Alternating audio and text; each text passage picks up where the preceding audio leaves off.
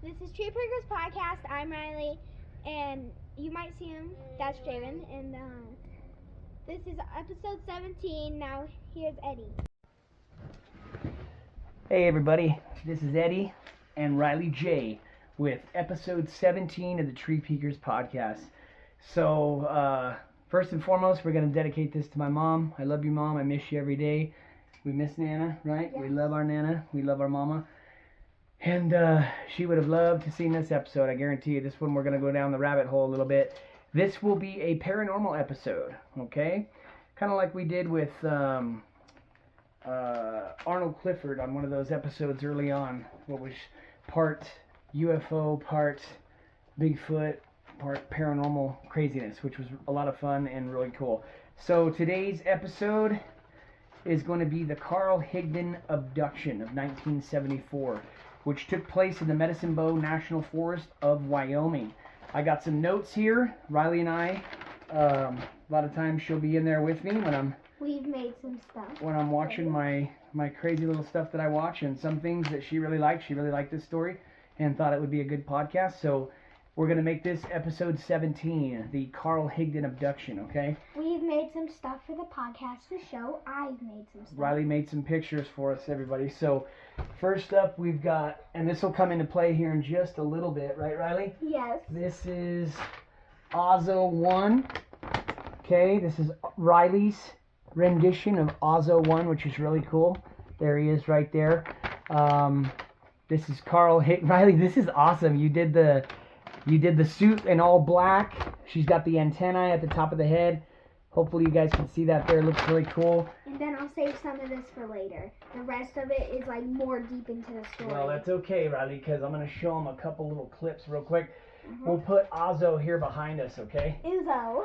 Ozzo 1. Let's see here. Let me see your other pictures. Okay. Just show me the first one you drew. Where's it at? With the elk and everybody.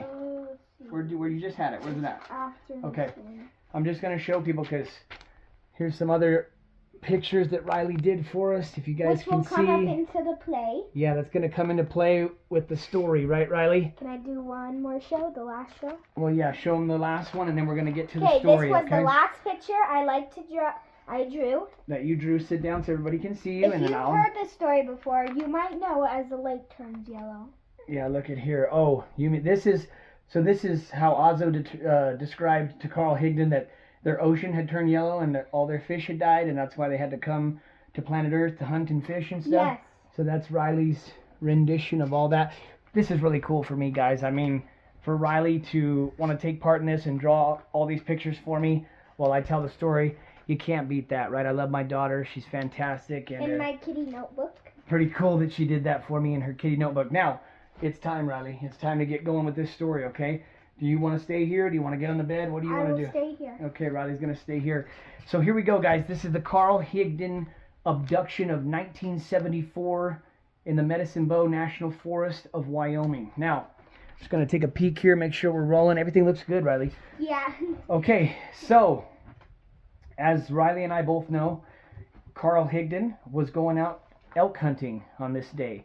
He was going elk hunting, and I'm telling you guys, just like the Sasquatch stories, a lot of strange stuff happens in the national forest, out in the wilderness. It seems to be the last vestige of primordial high strangeness in the world. I'm not saying weird stuff doesn't happen in our everyday lives, but you get out into Mother Nature and no man's land, it seems to be an area on planet Earth that is still very much so left to, things happening that we just can't quite understand, or you can't, everything can't be jotted down in a science book and defined. There are some stuff that takes place that is very, very odd and very peculiar, let's say. Now, what are you needing to do, Rylie? Are you needing to go this way or anything? Yes. Okay, you go that way. Okay, so I'm going to get started, and I'm going to kind of read some of my notes here. And for any of you out there that are into my show and watch on the last one, I want to thank everybody that checked it out. Had almost 400 views on that sucker, 152 followers, and we keep climbing one follower at a time, and I appreciate it. I'm never going to ask you guys to like and subscribe. That's up to you. You guys want to like these videos, you want to subscribe to the channel, I appreciate it, but I'm here because I love telling these stories. I'm going to give a shout out to my sister Raquel in Sacramento. She says one of the coolest things about watching these is how enthusiastic, and you can see my my passion for this subject, and these subjects I should say, because it's all real. It's a real love that I have. I'm romantically head over heels into the Sasquatch subject and beyond. If it's high strangeness and it's odd, peculiar, and unfamiliar with our everyday lives, then I'm all in, right? Head first, over heels, romantically in love with these subjects. So Sasquatch would be number one, but a close second is paranormal stuff of any kind, from UFOs to UAPs to alien abduction to supposed hidden alien bases under Dulce and underneath Denver International Airport. All the weird stuff that, you know, if any of you guys have checked other things out in this area, then you know all of this odd stuff of which I speak. And if you don't, maybe we'll talk about some of these stories down the road, like the Dulce Underground Base and Phil Schneider and what he discovered in the 1970s. Cool stuff like that. We got plenty of fun episodes coming and fun stuff to talk about. So let's get going. Carl Higdon, going elk hunting in the Medicine Bow National Forest around McCarthy Canyon. So Carl heads out for the day. He's got the day off from his oil field job, and he wants to go test out his brand new 7-mag rifle. He wants to go hunting for some elk. So on his way for looking for elk in this area, he stops and he talks to a game warden. He stops and he talks to other hunters who happen to turn him on to an area that they think is plentiful with elk and tell him it'd be a good place for him to try and go hunting. So it's a place that Carl was unfamiliar with, but he heads out that way, and he goes looking for his elk. He parks the truck, he gets down, and he begins to walk. If you've ever been hunting out like that, that's what you do, right? You drive around, you find a good spot, you park, you get on foot, and you get out there looking for these animals. Well, it wasn't long after he gets on foot and gets moving that he comes to, remember, Rylie, what we learned? He comes to a big opening, a meadow, a big clearing that's got 5 elk. 5 elk in this clearing of this meadow, right? So he notices that the forest is eerily silent, right? And right here, I have it wrote down that there was an ominous feeling in the air. But he draws his rifle, he gets ready, and he zones in on the big bull elk out of the small herd, right? There was a bull elk and a few cows with him. Now, Carl goes to take his shot, and the next thing that happens is one of the strangest things that I think ever occurred in Carl Higdon's life. Yes. He had been hunting many times, but on this occasion, he fires his rifle, and the bullet comes out in slow motion. Now, follow me here. I know we're talking this sounds strange, but remember where you are. This is the Tree Peakers Podcast, Paranormal Episode 17, okay? Don't talk about normal stuff. We're not talking normal stuff on this page. We're going out on a limb, and we're jumping into a portal, and we're heading down the rabbit hole of high strangeness, which is why you guys are all here, right? So as he fires his gun, this bullet exits his gun, and it heads out for the bull elk that he has zoned in on his scope. And as it goes about 50 feet, and all of a sudden the bullet hits an invisible force field of some sort, right, Rylie? Isn't that what we heard, right? Now, if that's not strange enough, Carl kind of shakes his head, doesn't know what to think. He begins walking towards the elk. Remember, the forest is eerily silent. There's an ominous feeling in the air. Now, Carl gets down into the meadow where these elk are. He can walk as close as I am to Rylie to these elk. These elk are stationary. They're not moving. They're almost frozen in time, like they've been stunned by some kind of force field, electroplasma mechanism. I don't know what to call it, okay? But this is what he went on to describe. He walked right up to the elk, and as he noticed off to the side, there was what, Rylie? There was I have it written down here, a 4x8 invisible box, almost like a cube, right? Yes. But it was translucent. You could see through it, right, Rylie? From far away, you couldn't see it. Yeah, far away you couldn't see it, but once he got into where the meadow, and he came down from where he took his shot, once he got into the meadow, that is where he discovered this 4x8 invisible transparent box is what I have written down here. And not too long after that, I think his attention is drawn out of the corner of his eye. He sees something, and who does he see, Rylie? He sees this humanoid-looking figure in a black outfit with antennae, 2 antennae on top of his head. And this humanoid man-like being isn't walking towards him. Rylie, what was he doing? He was floating. He was floating towards him, okay? So this humanoid being is floating off the ground and floating towards him, and that's when I have written here, he speaks with his mind. So there's sort of some mind speak going on. Yes, Rylie, you may speak here in just a second. I just have a few notes here. Azo is floating towards Carl. He speaks with his mind, with telepathy, and asks Carl, "Are you hungry?" But Carl recalls his lips never moving. It was almost some sort of telepathic communication that was being transmitted over. Now, what did you want to say, Rylie? As you remember those pictures we saw, you can see he is floating in the picture. Show him, Rylie.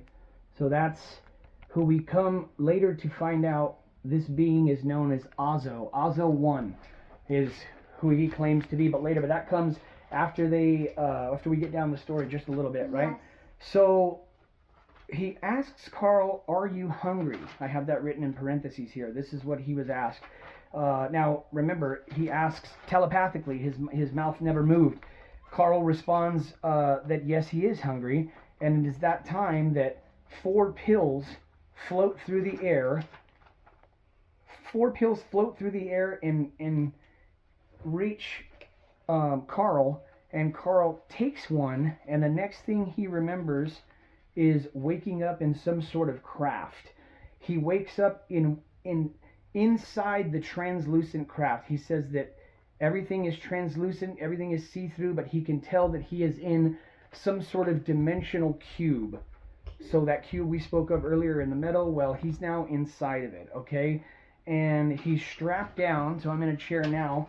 So Carl recalls waking up, he's strapped down, and then we've got 3, let's take a look, Rylie.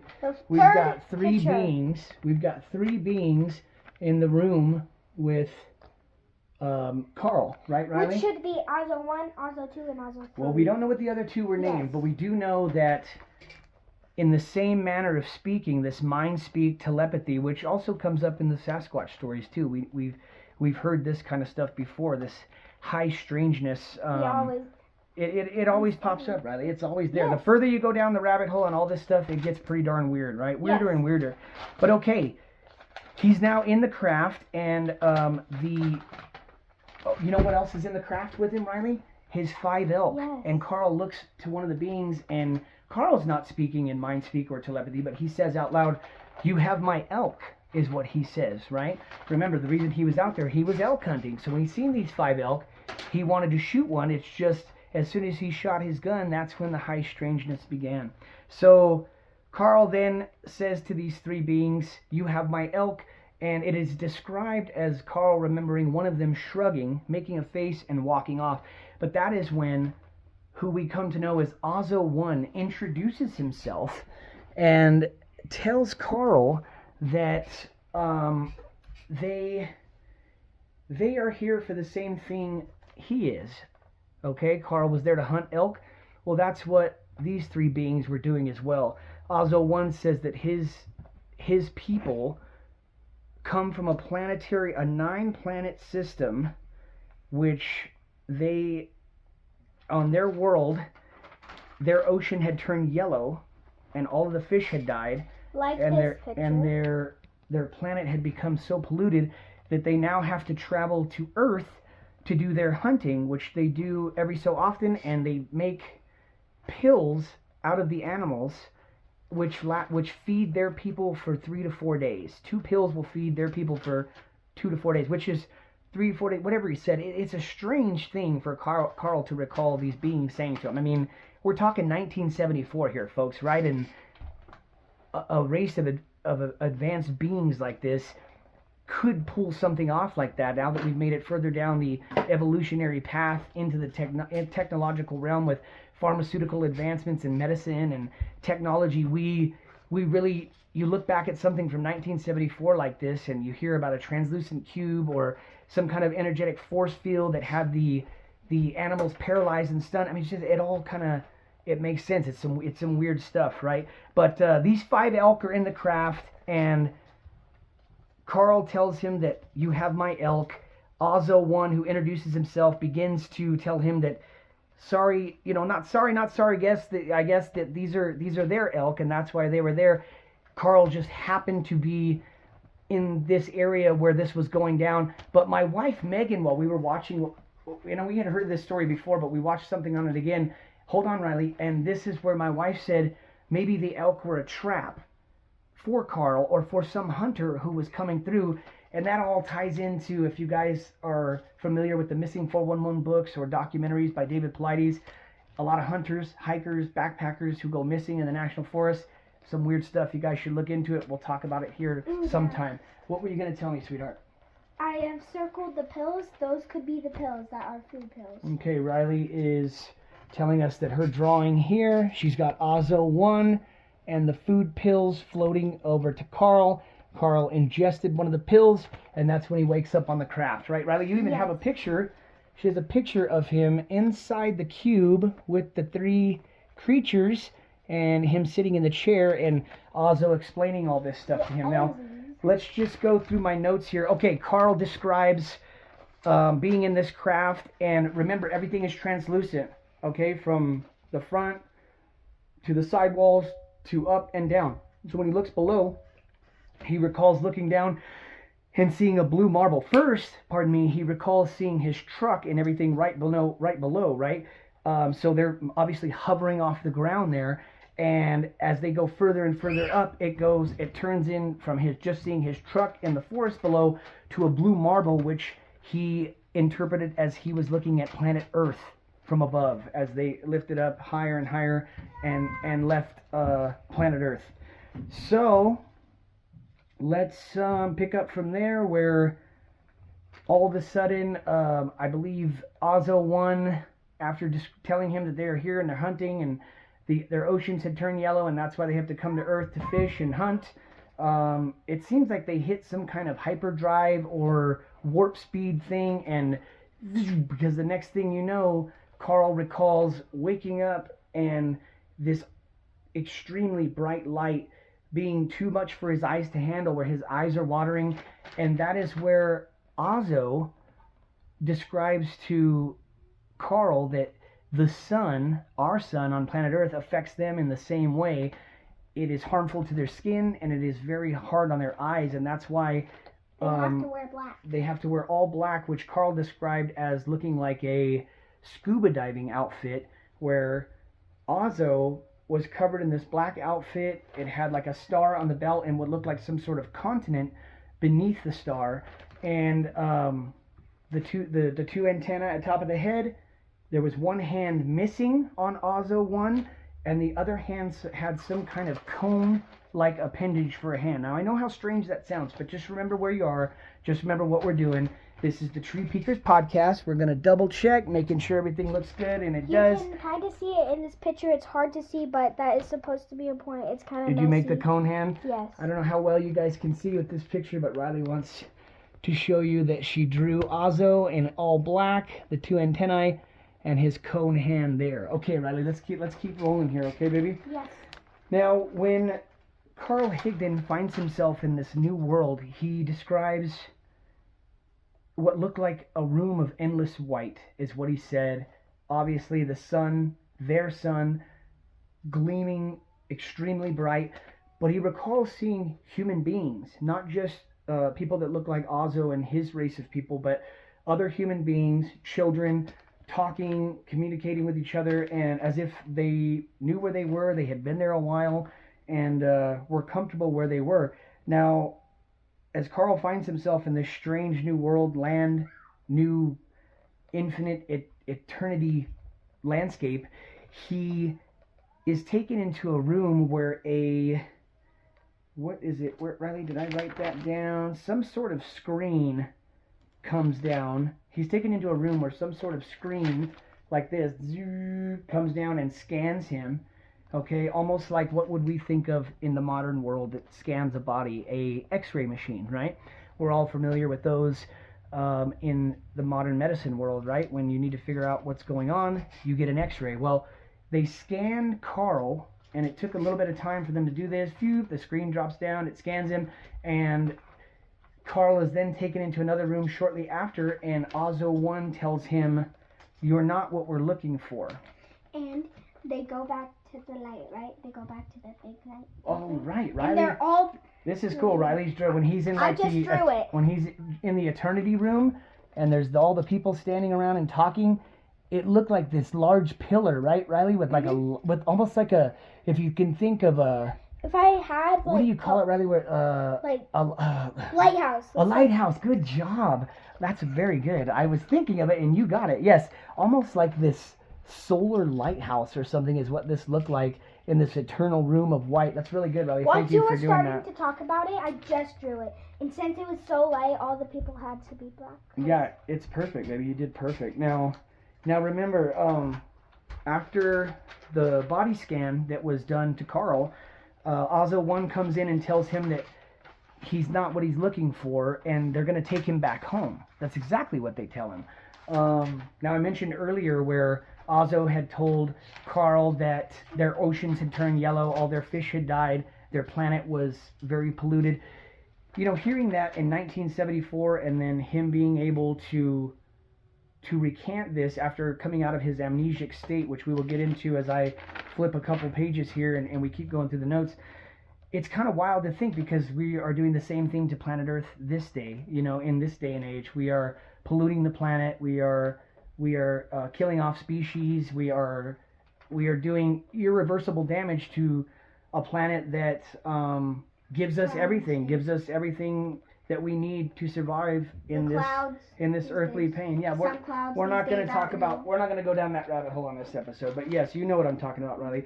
So Ozo 1 gives Carl his rifle back. I guess they had taken the rifle. Anything that Carl had on him at the time came with him in the ship. And that's when Ozo says to Carl that he wished he could keep his primitive weapon, but he was told that he could not. So he wanted to keep it as a souvenir of sorts, I guess, from traveling from world to world. But maybe the higher-ups told him that that wasn't okay, and he couldn't do it. So Carl was given his weapon back. Let me see what other notes I have here. Ocean turns yellow, got that. 9-planet solar system. He describes, Ozo 1 described to Carl that they come from a 9-planetary solar system, and all of their magnetic energy that they get from those planets is what powers their spacecraft, is something that was also said to him. Now, okay, it looks like after he was scanned, they told him he was not what he was looking for. And remember, there were other human beings and children and like maybe even some hybrids walking around. I don't know. You'd have to be into the human alien hybrid theory to even know where to go with that one. But if that's kind of the thing that was going on, Carl believes that the reason when he was scanned, the reason that he was told they weren't what he was looking for, Ozo being the creature saying, "Carl, you're just not what we're looking for." Carl had a vasectomy and wasn't able to have children. And Carl does believe that that was the reason, after being scanned through his body on that device, that apparatus that came down and scanned him, and then when he left the room, he was told that they weren't what he was looking for. Ozo let him know that. He believes it was because he had a vasectomy and he was of no use to them.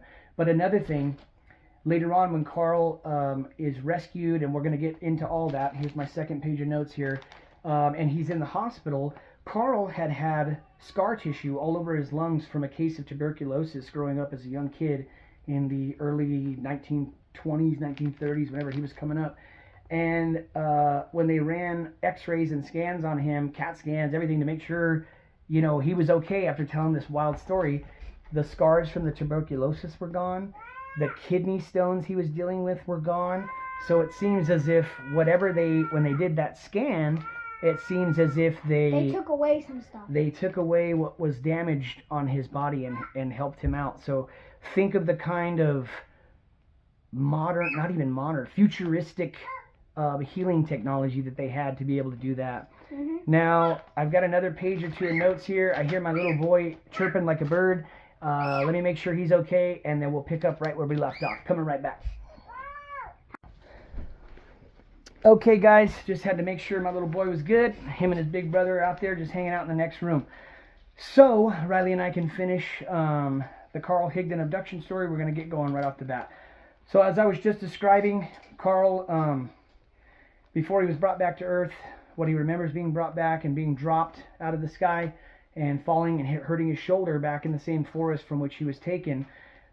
His body was scanned, and later on the doctors who did an x-ray on Earth, I know how funny that sounds, but on planet Earth, when they scanned him and whatnot, his tuberculosis scars were gone, and his kidney stones that he was dealing with were also gone. So obviously these beings were so far advanced, their technology and their medical apparatus of such were far beyond anything that we have and that we know about in the modern age. But we could see how the further along you get, pharmaceutically and or technologically, there could be an answer for a lot of those things that they're trying to find cures for in the modern era, like we are, right? Right here, bottom picture, says he's healthy.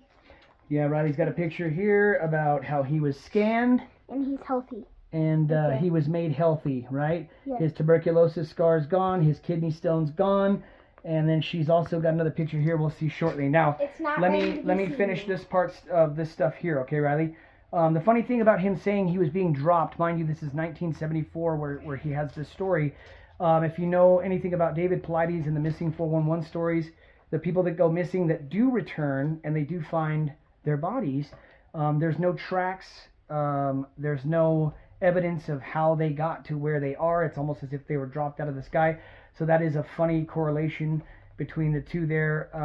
There's a lot of similarities to, I think, me personally, in my personal opinion, of the Travis Walton story that happened in Snowflake, Arizona, and the abduction there with what also happened to Carl Higdon. We'll do another episode on Travis Walton. That'll be coming down the road. Now, when Carl is dropped down, during that time, his wife Marjorie had come home from work a little after 6 p.m. or so in the town of Riverton, Wyoming, and she them had been married a long time. Were always with each other. She had a very funny feeling something wasn't right, so she called the sheriff, reported her husband missing. He should have been home by now from hunting, as he always is. But Carl, in a confused state, makes his way to his truck, and he gets on the CB radio. Now, when he gets in, he doesn't exactly know what he's trying to do or who he's trying to reach. He's in some kind of amnesic state. He describes to whoever picks up on the other line of the CB radio that he is in a vehicle with a funny stick in the middle. And what's funny about that is Carl had been familiar with driving a stick shift car since he was a teenage kid. Like, he was a man in his late 30s, 40s at this time. But he definitely, I don't recall it being said, but maybe Ozzo had him take another one of those pills that he floated to him, right? And that's why he's coming out of it very disoriented. And we know that with modern medicine, right? You take a certain kind of medication, it can make you drowsy, it can make you woozy. So it's just funny, these things that were said, almost 50 years ago, and then like the similarities that it has with, like I said earlier, in the modern era with technology and modern medicine, just trippy little stuff, right? So he describes being in the truck with a funny stick in the middle. His wife came home to find him missing.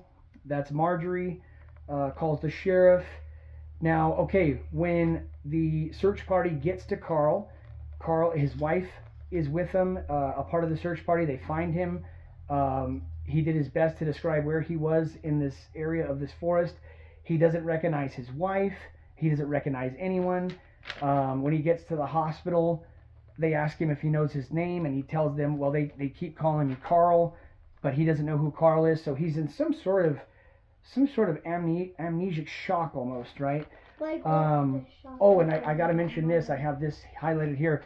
While his wife and the search party were looking for him and driving through the Medicine Bow National Forest, right, Rylie? This is one of your favorite parts about it. There was a star floating through the sky that was changing. It was changing colors from orange to green to yellow to white, just kind of floating through the sky. You know what I mean? You'll see that in one of my next pictures I show you. And I don't know if that was the craft that dropped him. It was some other strange anomaly in the sky, but just a fun little fun little tidbit we have in there. The entire time he's asking these people that find him, where's my elk? They took my elk. They took my elk. Why? He asks the doctors when they get him to the hospital, why are none of you in your black suits? I thought the sun was harmful to your eyes. So he is recanting everything that he just went through and repeating, because think about it. He's in a white room with the doctors, almost like the same kind of room he was in when he was in the cube, right? And just with the bright sun. With all of it, Rylie, just the whole thing, right? Just very strange.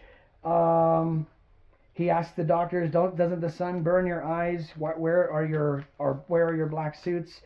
That's where I have also written down that X-rays were done, scars were gone, his tuberculosis scars gone, his kidney stones gone. His wife Marjorie ends up writing a book.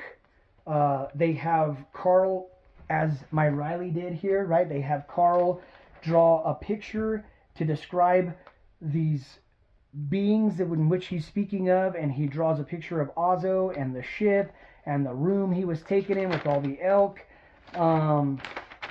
Let's see, I'm on my last page of notes here. Yeah, just a very strange, odd story, right? To me, I thought it would be fantastic to share here in the podcast. It falls right in line with all the high strangeness that we deal with on the Sasquatch subject. We've talked UFOs and stuff before on the Arnold Clifford episode early on in the podcast. And I feel like moving forward, you know, one of my mom's favorite movies in the world was Fire in the Sky. And I grew up watching Unsolved Mysteries because of her. She had Stephen King books on the shelf. This is your Nana I'm talking about. Pennywise, right? It was one of her favorite books. Dean Koontz, another one of her favorite authors. So I grew up I'm not a Star Wars kind of guy or like that, but I grew up into sci-fi and into horror and all that because of my mom. Like I said, Robert Stack and the Unsolved Mysteries, Fire in the Sky, all these things were really, I can go back in time and trace it to my mom getting me into all this stuff. What do you want to tell me? I would like to tell you something. What's up? You know how Nana do a lot of stuff? Mm-hmm. You're doing that with me. And I'm passing it on to you? Yes. Yes, of course I am, sweetheart. Really like it. And that's pretty cool, right? So I love this stuff you pass on to me. What Rylie's pointing out is I learned a lot of this cool stuff from Mom, and I'm now passing it on to her. Learned a lot of great stuff from my dad, too. Just my mom was the one that was definitely into the funnier side of things. But I'll tell you this, you know what? Since we're talking this is a great time to do this, and we'll wrap up with the Carl Higdon story. But first, let me tell you about a story out of Dulce, New Mexico. I've known this story since I was a kid. Now, I just mentioned my dad and all the great things I learned from him too, but my dad, not into the aliens, not into the Bigfoot. To this day, he thought me and Mom were funny because we would talk about this in the excitement and joy we would get from it. And Rylie, right? We all love this stuff. But Dad's not into it. But Dad's got this one story. Actually, he's got two. Rylie, as soon as I get done telling this, don't let me forget to tell what now when he thinks back of growing up on the ranch in Higdon, New Mexico, he may have had a Sasquatch story. Now, don't let me forget to say that after I tell this UFO story, okay? All right, here we go, guys. Dulce, New Mexico. My dad and his buddies, early 90s, I'll never forget this. He is hunting for bull elk on the Apache reservation. He's got a tag to go hunting. Well, one of these mornings he gets up and okay, you can hear my son. Rylie, go get your brother. Go get your brother. It's okay. Just get him and bring him in here. Okay, so it's part of being a dad. So I got to find time to do this podcast, but I'm 24/7 dad, right? That's for number one. I'm dad above all else. So it just is what it is. Bring him in here and he can sit with me, Rylie. So I want to tell this story. So my dad and his buddies, they're in the Jicarilla Apache Reservation, and he has got a a special tag to go bull hunting. This is in the early 90s, which is a very sought after tag. Costs a lot of money. So come over here to me, Draven. It's okay. Come over here to me. I'll get him. I'll get him. Come sit with Dada.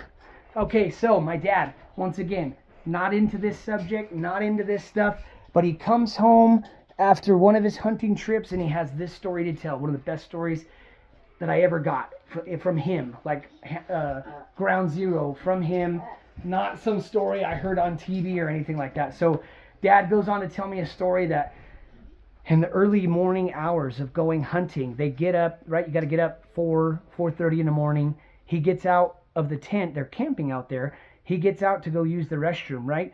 He's got to take a leak, do his business. Well, as he's standing there, this is the middle of the winter, November, December. You're hunting bull elk on the Apache Hickory Reservation, and he's sitting there and he's doing his thing.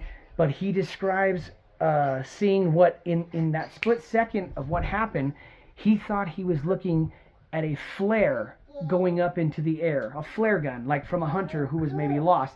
Split second thought as he sees this red ball get shot up into the sky, right?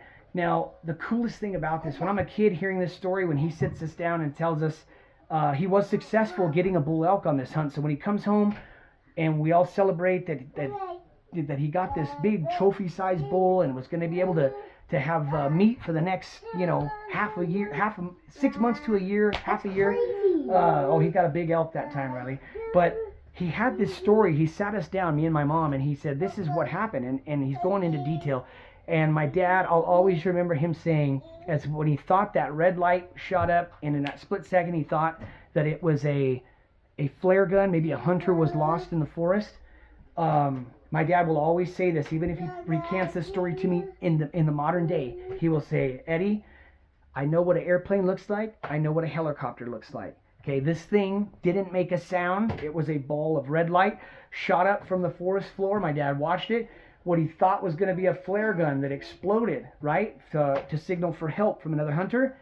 This ball of light stops and it hovers in the sky. And my dad says, before you knew it, this ball of light went from one end of the sky to the other, leaving a red tracer behind it, and vanished. Gone. Gone. That literally is close to, that is probably a UFO. Well, listen, that story's from your pop. That is ground zero that is a story that has been in my life since I was a young child. Draven, don't touch the camera, buddy, okay? So, that story's great, and then, don't forget, right? Pop has the Bigfoot. Okay. Yeah. One day, my dad sits me and my mom down. My mom says, your dad wants to tell you something about Bigfoot. And I think he's going to make fun of me like he does and joke around with me. But he sits me down, and I was able to spend summers and weeks at a time, Christmases, Thanksgivings in La Higdon, New Mexico on the ranch of my grandparents, right? Well, he grew up out there as a child. He was actually born out there in the 1950s. But he told me there's this one thing he remembers, this one story. Hold on, Draven. Don't even think about it. Don't even think about it. Go play over there. Don't mess with that.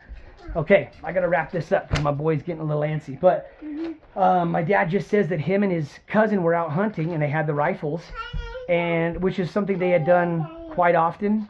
And they weren't afraid of nothing. You go out there. It's what you do on the ranch, right? You take your rifle, you shoot things. God forbid you shoot animals. It's just what you do, But he said that this time they heard the branches snapping and something off in the distance, and his cousin who was with him caught a glimpse of whatever it was, and he said that, if it was a bear, they would have shot at it to get it away, whatever. Like, they weren't afraid of black bears out there. They definitely weren't afraid of deer, elk, things like that. But his cousin described whatever it was looked like a bear, but he was so terrified of what he seen that they both took off running as fast as they could because his cousin told him, we got to get out of here. And my dad says that when he thinks about it, that his cousin shouldn't have been afraid of what he's seen because they were so familiar with the animals out there. And my dad just remembers how strange it felt hearing the let's say the sticks on the ground snapping from whatever was walking. And he was like trying to think to himself like how strange it sounded. It sounded like a man walking in the woods. So that's a fun little tidbit, though, that I can throw in there. But we got to wrap this story up because... Hold on. There's one part you left out. What's up? Which is when he's asking for the pills, remember? Who's asking for the pills, honey? You never heard that part? when he does, ask him for floating pills. Baby, we already talked about how the pills got floated to him here. No, but you didn't tell him when he asked for them. Who asked for them, honey? She's got a picture here of him asking for the pills. Who asked? Carl or? Carl. Yeah, I talked about that in the beginning, honey, when Ozzo floats to him and asks him if he's hungry, and then the pills float to him. No, when he's asking for the pills when he gets back. Oh, she's right. She's right. When he's in the hospital, he's asking for his food pills, right? Mm-hmm. So, yeah, there's another thing where Carl is in the... Don't touch that, Draven. I got to wrap this up, guys, but my little 1-year-old here is trying to grab the camera and stuff. But I think we did a pretty good job of explaining the Carl Higdon story. We got a UFO story in there from my dad and a funny story that he doesn't describe as Sasquatch or Bigfoot, but he does recall it being very strange and freaking him out a little bit, him and his cousin. His cousin's the one that got freaked, spooked him, and they took off running, right? And they didn't look back. Now, funny thing about that, too, is I have a little story from La Hada, too. I always felt like I was being watched out there. But there's the one time where my cousin Ernie and I, we were out hunting rabbits. It's funny for me to say now because I probably wouldn't do that now, but we were young kids and we were doing it. And we heard the rustling off in the bushes. And we heard the tree snapping, the branches snapping. So we went that way, and you heard whatever take off through the bushes, and we found the one footprint on the ground. And it looked like a bear print, but then I remember telling my cousin that, why is there only one? And it was just the one footprint in the sand. When I think about it, I think back to it today, I know obviously it could have been a bear. I would romantically like to think that it was a juvenile Sasquatch or something, but I'll never know. It's just a funny memory that I have. But it almost correlates there with my dad's story about what they saw, or what what his cousin saw and freaked him out. So it could happen. But in closing with the Carl Higdon story, hold on, Rylie. In closing, to do what, baby? Little Bigfoot foot. Oh well, she just drew a Sasquatch foot, which is really cool. Okay, Rylie, let me wrap this up, okay? Because yes. I gotta take care of Draven. So, followed by lights. Carl Higdon recalls after everything was said and done for the remainder of the following years, he felt like he was followed by lights in the sky. He felt like he had telepathic communication with Ozzo. There was a time where his little town of Rawlins needed rain, so he told Ozzo in his mind that his town needed rain, and it rained for 3 straight days. Then he ended up telling him that enough's enough, they don't need any more because they got so much, and it stopped raining. Carl went back to the site to look for the bullet. They found the bullet. The bullet was inverted. I have it written down here. They had a metallurgy expert examine it, and the metallurgy expert could only conclude that the bullet struck something that had a very hard surface. But remember, it was this invisible force field of a cube-like thing, but it struck something, right, and turned it inside out. Think about the force that would take to turn a bullet inside out. Just incredible. Yeah. The last thing that I have here, Marjorie, her Carl's wife, wrote a book called The Alien Abduction of the Wyoming Hunter, which goes into great detail about all of this. I think this story correlates with, I have it written here, the missing 411 with cattle mutilations. I think there's a lot of similarities in between all this. So I hope this was a fun, insightful episode. It was something different I was trying. If you guys liked it, I hope you did. Rylie J was my co-host today. She's going to sign it off for me and tell you guys something. But this has been episode 17 of the Tree Peekers podcast, paranormal episode. I had a fun time. Rylie helped out a lot. Go ahead, Rylie, and tell me something. What's up? So you know how he was like floating above the ground, like when it was like invisible? Oh yeah. That's like the spaceship, that little cube for them. It's like the spaceship for them. Oh, you think that's why he was able to float like that? Because he was inside the cube. The smaller cube was inside the bigger cube? Yeah. Or something like that? Yes. That makes sense. Maybe there was some kind of anti-gravity going on like, or something in there. Right? Jamin, you okay? What do you do, fall? Yeah. He's alright. That's why I got the cushions there. Alright guys, I gotta wrap it up. I gotta be dad. Jamin Remember, got hurt. hashtag dad life. That's what I do 24/7. Above all else, I'm a dad. Never. He's Never getting into can stop. something, so I gotta get over That there. job never stops. No, it doesn't. As soon as I clock out at the other job, Mom says I clock in right back here, right? Yes. All right, guys, episode 17. We had a good time. Thank Rylie J for co-hosting with me and drawing all her pictures. She's a great little artist. Have a great Happy night. New Year, right? Happy New Year. Yep. Happy 2026. That's it. And we'll see you at episode 18, right, Rylie? 18. Episode 18. We got more stuff coming. Hope you enjoyed it. See you Later. later.